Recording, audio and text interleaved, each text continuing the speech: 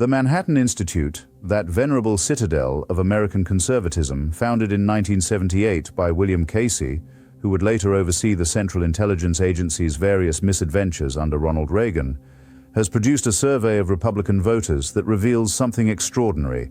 37% of Donald Trump's coalition believes the Holocaust was greatly exaggerated or did not happen as historians describe. Among Hispanic Republicans, the figure rises to 77%. Among Black Republicans, 66%. Among Republican men under 50, more than half question whether the systematic extermination of 6 million Jews occurred as documented by every reputable historian, every survivor testimony, every mountain of evidence accumulated over 8 decades. 4 in 10 Republicans believe the September 11th attacks were orchestrated or permitted by their own government. Nearly a fifth meet the survey's criteria for anti-Jewish Republicans, those who combine Holocaust denial with the conviction that Israel represents a malevolent colonial enterprise.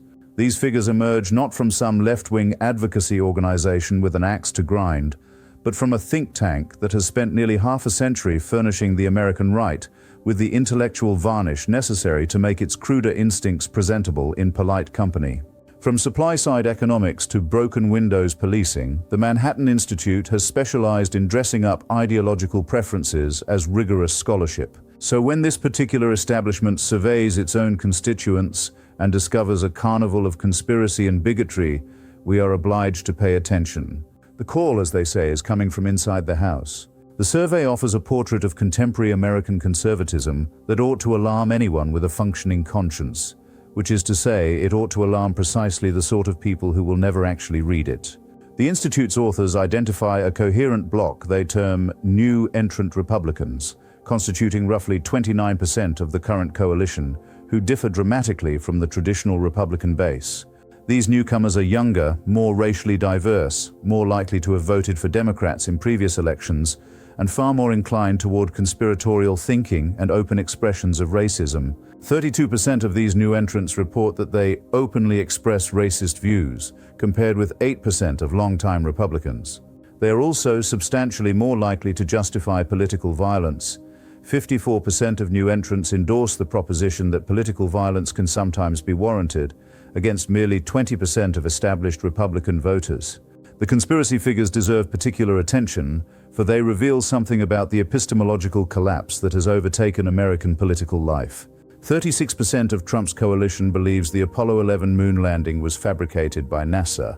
33% believe childhood vaccines cause autism. These are not fringe positions held by a handful of cranks muttering in basement chat rooms. They represent the settled convictions of a substantial portion of one of America's 2 major political parties.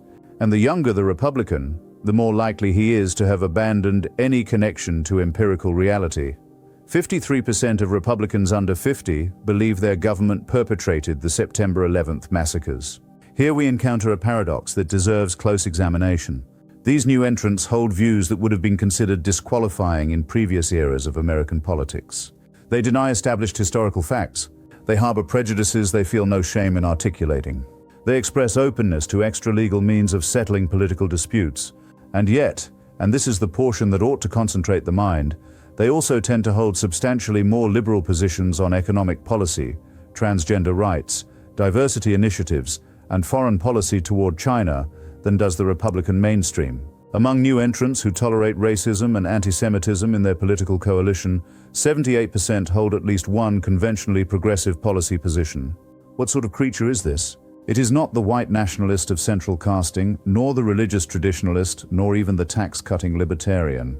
It is something more inchoate and perhaps more dangerous, a politics of pure negation, united not by coherent ideology, but by grievance, distrust, and the desire to overthrow established institutions without any particular vision of what should replace them. These voters are drawn to Trump not because he represents conservatism, but because he represents disruption. They believe nothing and suspect everything. 63% of those who believe most or all of the conspiracy theories tested in the survey had previously voted for Obama, Clinton, or Biden. They have not so much converted to republicanism as they have abandoned any coherent political identity in favor of nihilism adorned with red baseball caps. The survey's authors note, with what reads as almost clinical detachment, that consistent church attendance is one of the strongest predictors of rejecting these attitudes. Religious participation, in other words, appears to inoculate against the most toxic elements of the new right.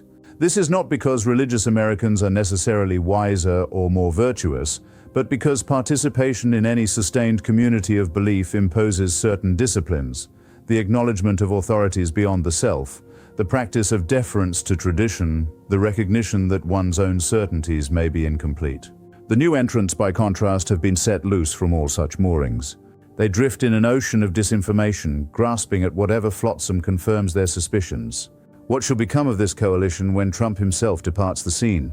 The survey offers some clues, and they are not encouraging for those who imagine that American conservatism will simply snap back to its pre-Trump configuration. Only 56% of new entrant Republicans say they would definitely vote Republican in the 2026 midterm elections. These voters are attached to Trump, not to the Republican Party or to conservatism as traditionally understood. They represent chaos in search of a vessel, and there is no shortage of ambitious politicians eager to provide one. The true indictment contained in this survey is not of Trump or even of his supporters, but of a political and media ecosystem that has made such pathologies possible. For decades, conservative institutions winked at conspiracy theories when they proved useful, indulged racist dog whistles when they turned out voters, and treated empirical reality as merely one interpretation among many. The Manhattan Institute, which helped construct the intellectual architecture of modern conservatism, now finds itself documenting the wreckage with the air of a physician recording symptoms while declining to name the disease. The patient is grievously ill. Whether the doctors genuinely wish for recovery or merely seek to manage the decline until the next news cycle remains an open question. In the meantime, the fever spreads, and the think tanks that built the incubator affect surprise at what has hatched.